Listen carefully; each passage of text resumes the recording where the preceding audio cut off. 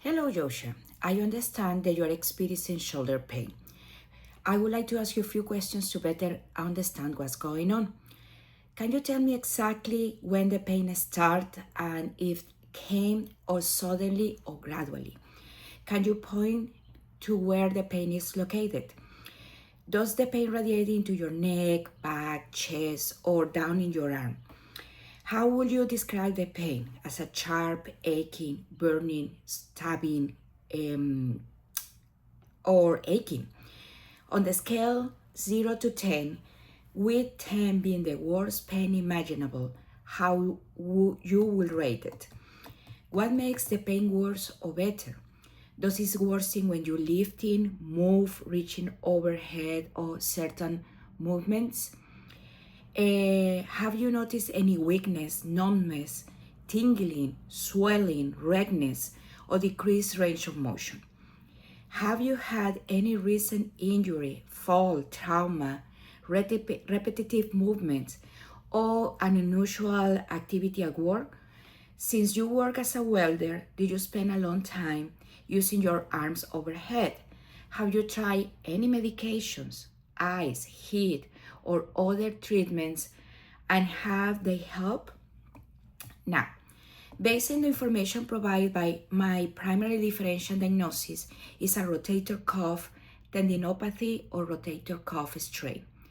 Your occupation as a welder, likely repetitive shoulder movements and overhead work. Rotator cuff disorders are common cause of shoulder pain in middle-aged adults and are often associated with repetitive occupational activities. A second differential diagnosis is subacromial impingement syndrome or bursitis.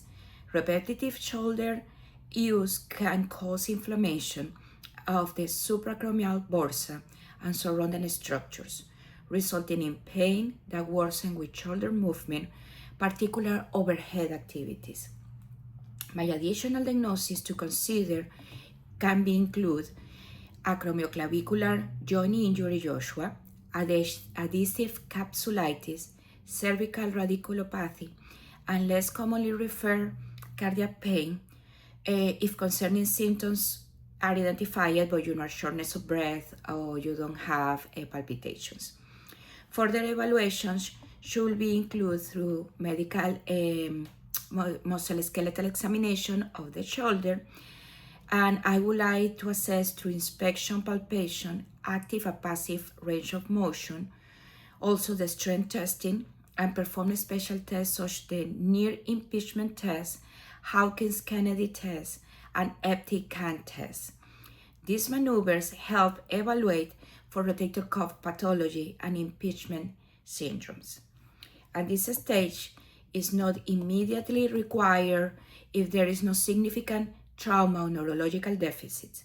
However, if has persistent pain, significant weakness, limited function, or suspicion of rotator cuff tear, I will consider shoulder radiographies initially and potentially an MRI. If symptoms fail to improve or tear is suspected. For treatment, I will recommend activity modification, particularly limiting repetitive movements and overhead motions. Conservative management will include rest, ice, and non-steroidal and anti-inflammatory drugs if there are no contraindication and the patient is no allergic. Physical therapy focuses on stretching, straining, and improving shoulder mechanics will be beneficial. Most cases of rotator cuff tendinopathy and impingement respond well to conservative treatment. If symptoms persist despite all these interventions, referral to orthopedics for further evaluation will be the most appropriate.